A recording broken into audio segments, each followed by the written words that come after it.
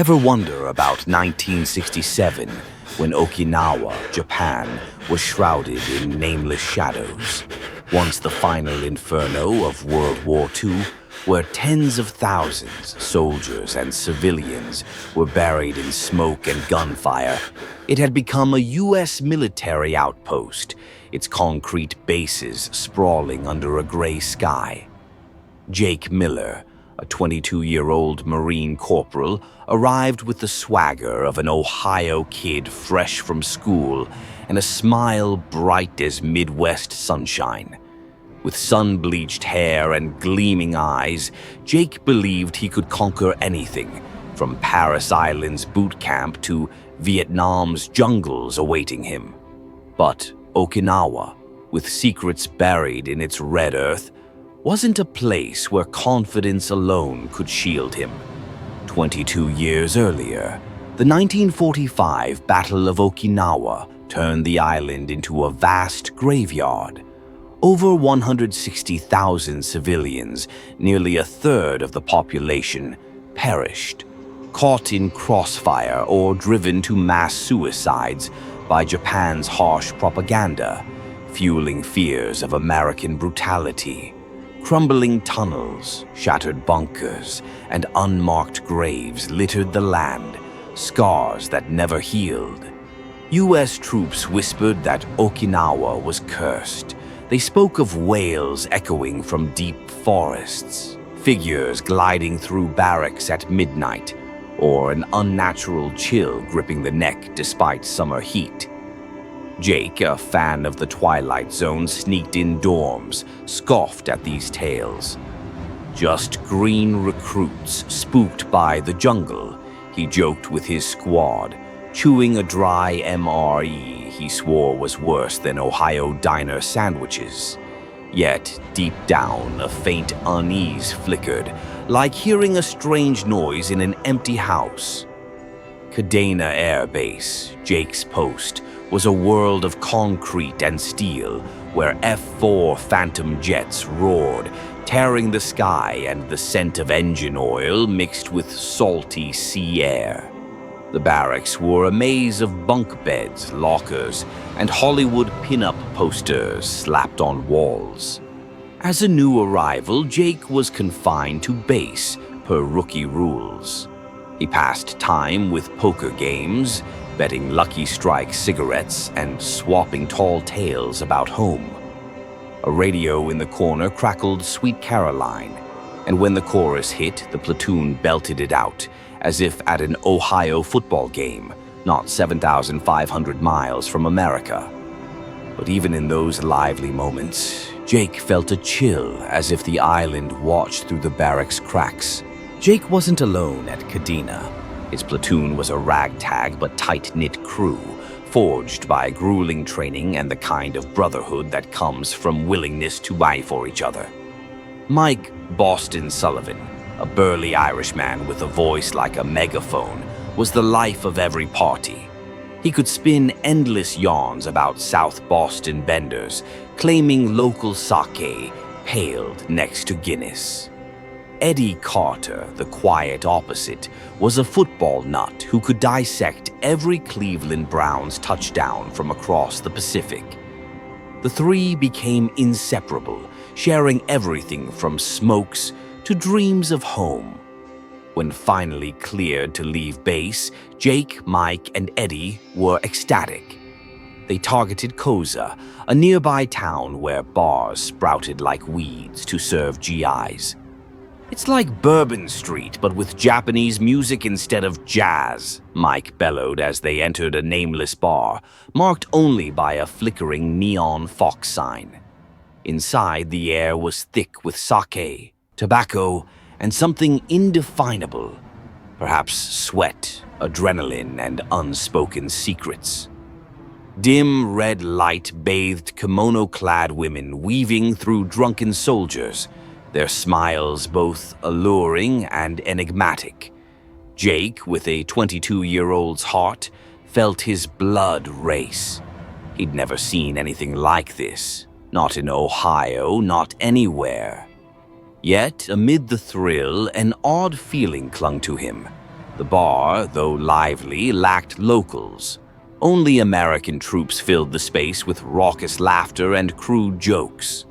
The women, though beautiful, kept a distance, as if performing a play where Jake and his buddies were unwitting spectators.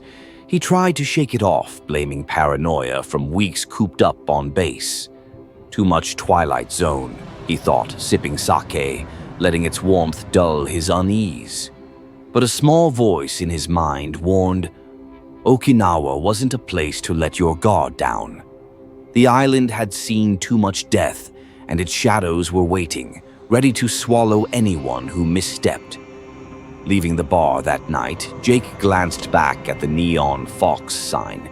Its painted eyes seemed to glow unnaturally, as if watching him.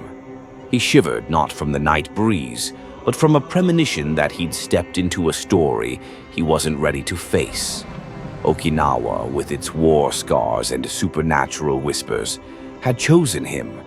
And though Jake didn't know it, his journey was only beginning. The bar, tucked in a Koza alley, had no name, only a flickering neon fox sign, its eyes glowing as if alive. Inside, the air was thick with the heady scent of sake, cigarette smoke, and something elusive, a seductive allure, as if the place existed outside reality. Dim red light-bathed, kimono-clad women who glided through drunken American soldiers with the grace of specters. Jake Miller, the 22-year-old Marine corporal, felt his heart race as he stepped in. After weeks confined to Kadena Air Base, this was an oasis in the desert of war, a place to forget the looming dread of Vietnam. Jake was instantly drawn to a woman named Aiko. Her porcelain skin was flawless, her eyes deep and black as a starless night. Her smile was both sweet and cryptic, as if guarding a secret Jake could never touch. She spoke fluent English, a rarity in Okinawa, her voice soft yet precise, each word chosen with care. Raised on Marilyn Monroe posters in his Ohio bedroom, Jake couldn't resist the comparison. She's prettier than Hollywood, he whispered to Eddie Carter, who sipped sake nearby, eyes hazy toward the dance floor. Eddie smirked, but Jake couldn't shake the feeling that Aiko was more than she seemed. Those first nights in the bar were a dream. Sake flowed, the women's laughter rang like silver bells, and Jake felt like the invincible hero of a Hollywood flick. Mike Boston Sullivan, with his booming voice and South Boston bar tales, led the group in toasts. Eddie, usually reserved, loosened up, reminiscing about Cleveland Browns games he longed to see again. The bar, with its red glow and unfamiliar Japanese melodies, became their sanctuary, where war, the base, and Okinawa's eerie whispers seemed to vanish. But even in the thrill, Jake noticed cracks in the perfect facade. The high-end women, like Aiko, stood out oddly. They weren't just beautiful, they were impossibly perfect. No scars, no blemishes, not a hair out of place. Their skin glowed under neon like carved pearl. Other women, though pretty, bore life's marks, a faint bruise, pale patches, or weary eyes. Jake noticed but didn't dwell. Mike, ever the joker, roared when Jake pointed it out. Bet they use NASA makeup or eat fancier MREs than us, he bellowed, sparking group laughter. But Jake's unease grew like a discordant note in a symphony. Aiko was the greatest enigma. She appeared whenever Jake thought of her, as if reading his mind. Once, as he sat in a corner, nursing sake and picturing Ohio fishing trips, she glided over, her hand grazing his shoulder. "What are you thinking?" she asked, voice like honey. Jake flinched, not at the question, but because he swore her face had just flashed in his mind. Such moments repeated, and near Aiko, Jake felt an odd fatigue. Not post-training exhaustion or post-drink drowsiness, but a draining, as if his vitality seeped away, leaving him hollow and sluggish. He blamed the sake or Okinawa's heat, but the disquiet grew, a shadow trailing him. One night after heavy drinking, Jake decided to spend the night with Aiko.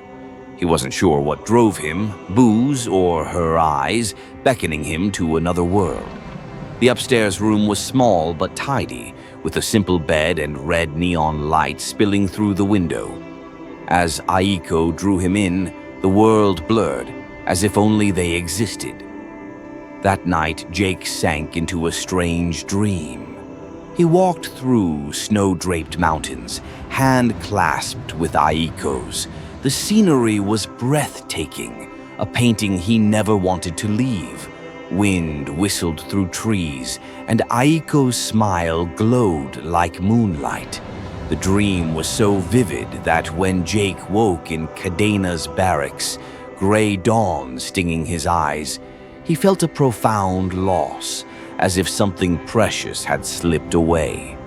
Stranger still, he couldn't recall how he got back to base.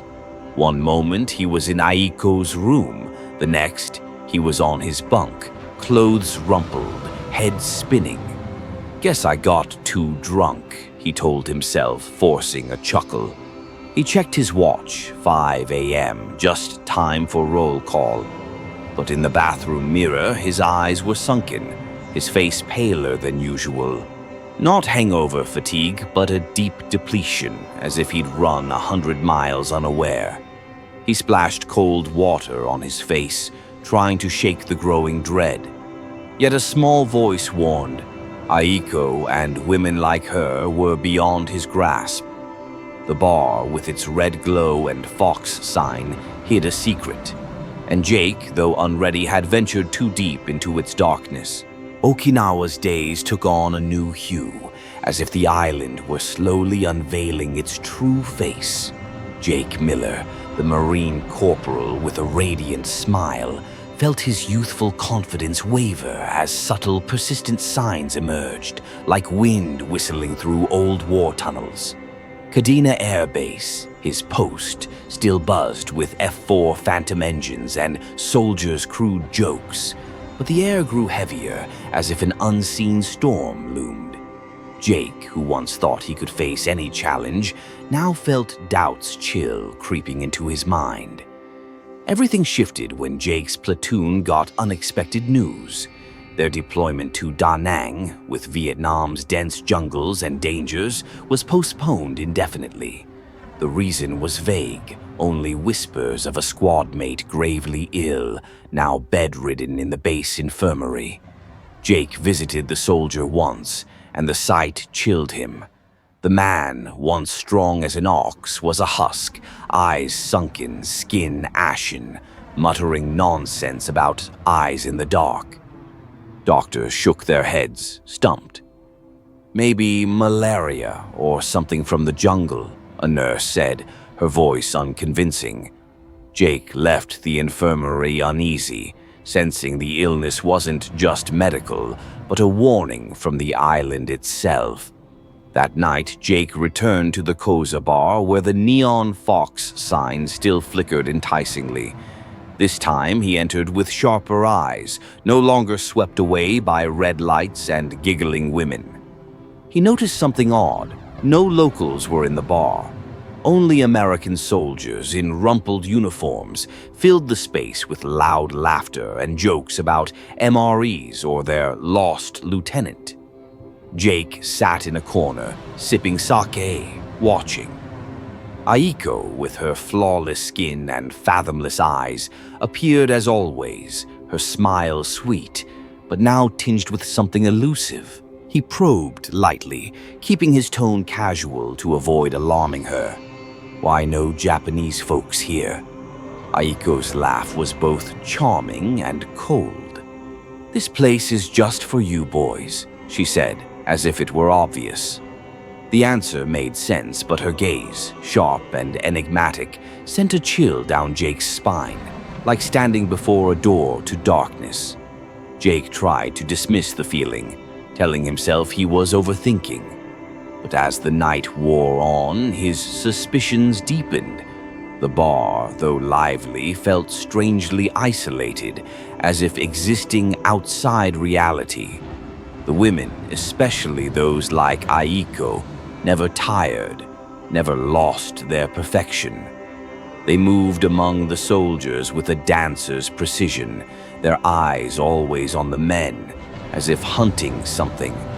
Jake felt the familiar fatigue, like before when near Aiko, but now he doubted it was just sake or Okinawa's heat.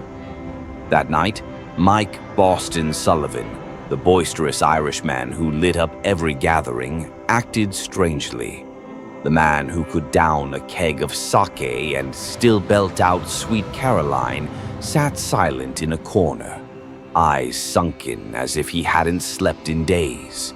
His face was pale, hands trembling as he held his glass.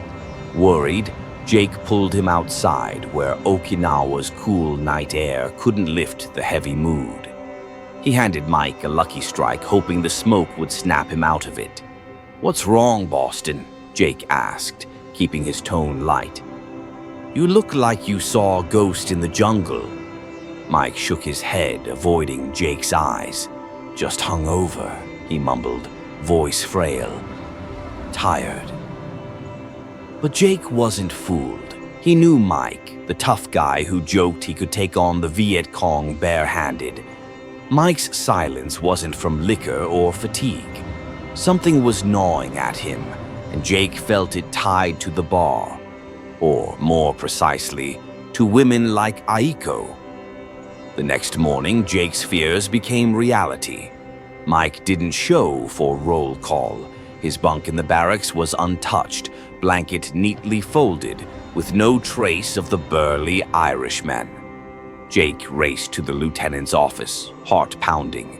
The officer, with the weary look of someone wrangling young recruits, checked his log and confirmed Mike had 2 days leave. "Probably passed out drunk somewhere," Eddie Carter, Jake's remaining friend, said, trying to reassure. But Jake couldn't shake the dread clutching his chest. He recalled the ghost stories whispered at Cadena about spirits in the forests, unmarked graves scattered across the island, and something more sinister, a force even seasoned soldiers feared to name. Back at the barracks, Jake sat on his bunk, staring out the window where trees swayed in the breeze. Aiko's image surfaced in his mind, her cryptic smile and piercing eyes. He thought of Mike's pale face, his sunken eyes. Then he remembered the soldier in the infirmary, muttering about eyes in the dark. A cold premonition gripped him, like hearing footsteps in a forest with no one there. The bar, with its red glow and fox sign, wasn't just a hangout.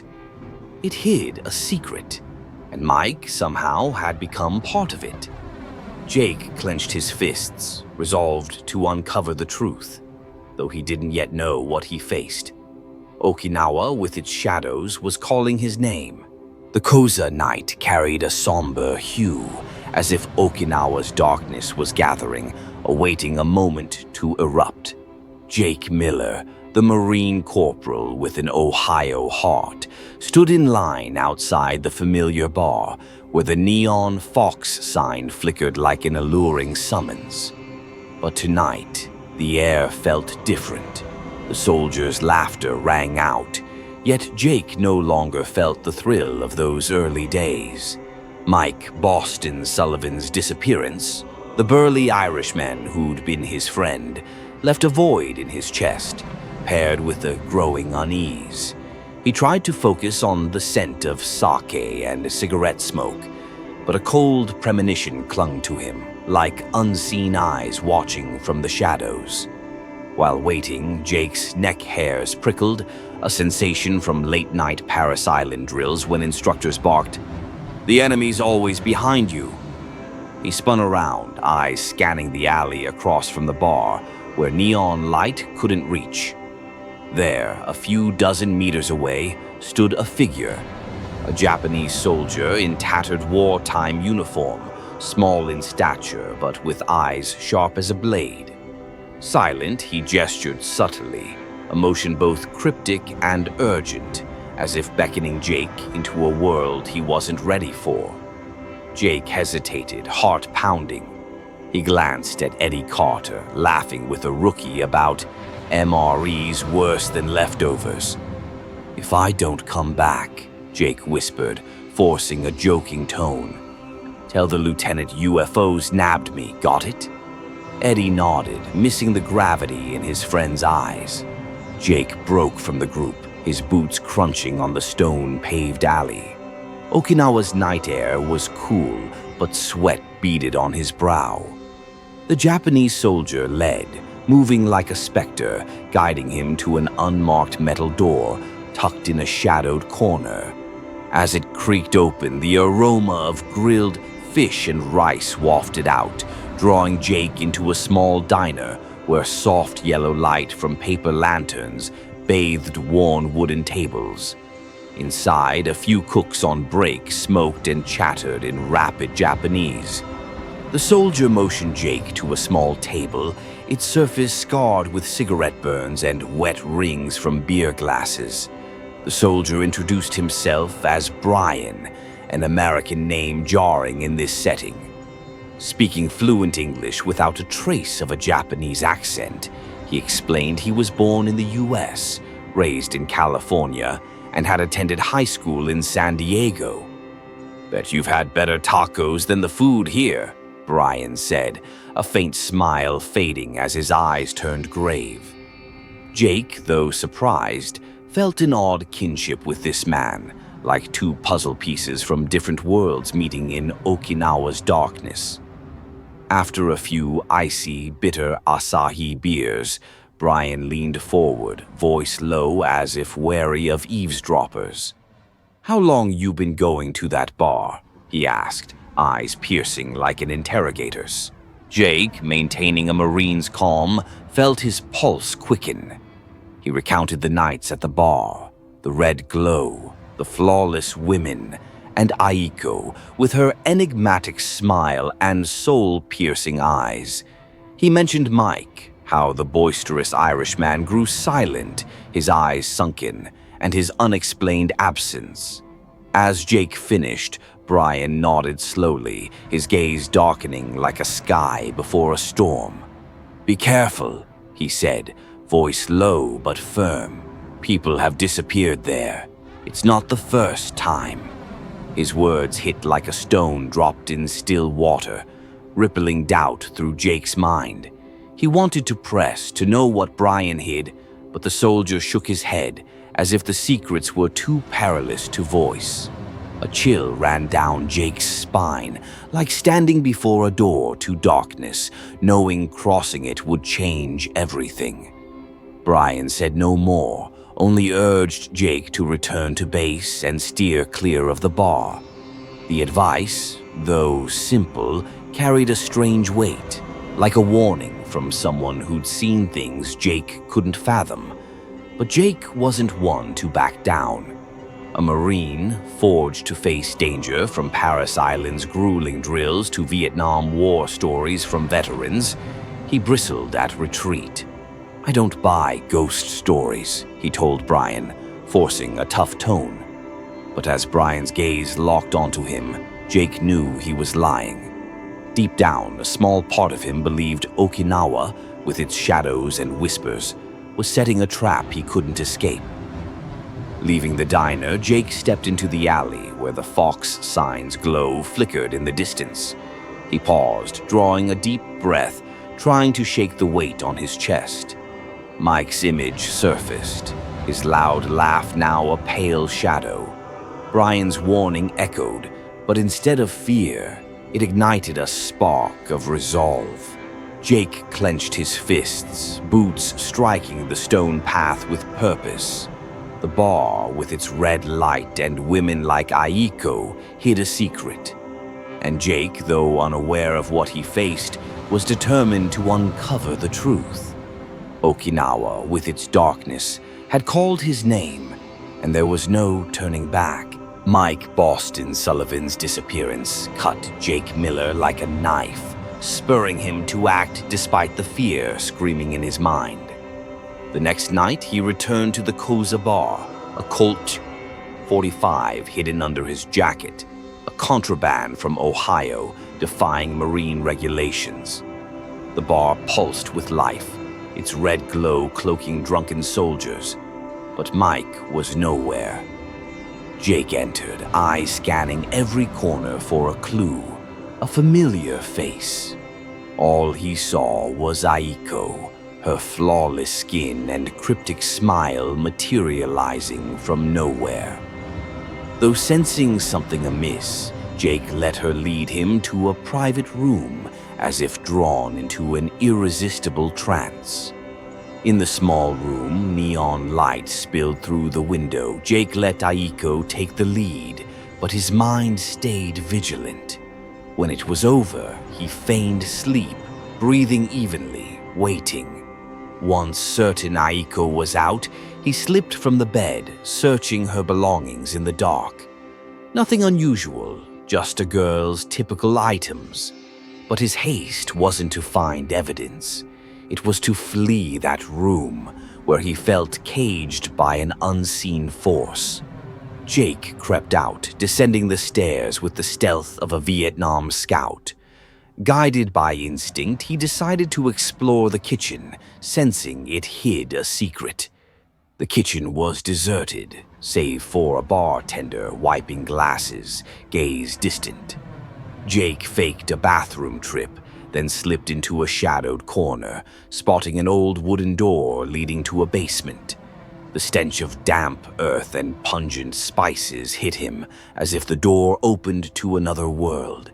He descended creaking wooden stairs, each step echoing like a horror flick from his hometown theater. At the bottom, a trapdoor stood ajar, and from it came a scream, a man's, raw with agony, slicing the air like a blade. Jake drew his Colt .45, heart pounding like a war drum. He slid through the trapdoor, dropping into a freshly dug earthen tunnel, its musty air and claustrophobic walls evoking tales of Viet Cong hideouts. Lanterns on the walls cast flickering shadows, stretching Jake's form into a distorted specter. Another scream rang out, clearer now, and Jake recognized Mike's voice. He pressed forward, each step heavy, as if entering a realm not of this world. At a bend, dim light spilled from a room ahead, and what Jake saw nearly made him drop his gun. Mike was bound to a wooden table, face bloodied, clothes torn as if mauled by a beast. Beside him stood a horrific creature, a fox but upright like a man, nearly 2 meters tall, with 3 tails swaying slowly in the dark. Its eyes blazed red like burning coals, sharp teeth sunk into Mike's shoulder, emitting guttural growls. Jake didn't think. He aimed and fired. The first bullet hit the creature's back, but it only roared, spinning with terrifying speed. Jake fired 3 more shots, 2 hitting its chest, forcing it to its knees. Yet it lunged, knocking the gun from his hand with a powerful swipe. In a panic, Jake kicked its head, grabbed the gun, but the creature fled down the tunnel, its pained shriek echoing. Jake rushed to Mike, cutting his ropes with a pocket knife, wrapping his jacket around the bleeding wound. He shouted for help, dragging his friend from the tunnel, strength nearly gone. On the surface, locals appeared, eyes wide with shock. Brian, the Japanese soldier, emerged from the crowd as if he'd anticipated this. An ambulance arrived and Brian spoke to the police in clipped Japanese, voice firm. The official story was Mike was attacked by a dog, a lie Jake saw through.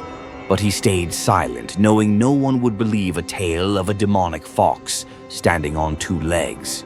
Dawn in Okinawa couldn't dispel the darkness clinging to Jake Miller. The morning after the horrific tunnel encounter, he received grim news. Mike Boston Sullivan, the boisterous Irishman with a roaring laugh, didn't make it. Kadeena's hospital, with its sterile white walls and antiseptic smell, couldn't save him from wounds too deep and blood loss too great. Jake stood silently by Mike's bedside, staring at his lifeless body, feeling a piece of himself die. He trudged back to Kadeena, heart heavy, boots dragging on concrete as if carrying the island's weight. The image of the demonic fox in the tunnel, its blazing red eyes and three tails swaying in the dark, haunted him, a relentless nightmare. That night, as Jake wrestled with tangled thoughts in the barracks, a deafening explosion shook Koza. The blast thundered like a storm, rattling Kadeena's windows. Jake bolted upright, heart racing, as soldiers rushed outside, shouting about an attack. But there was no enemy planes. Only a black smoke column rose from town, where the bar once stood with its neon fox sign.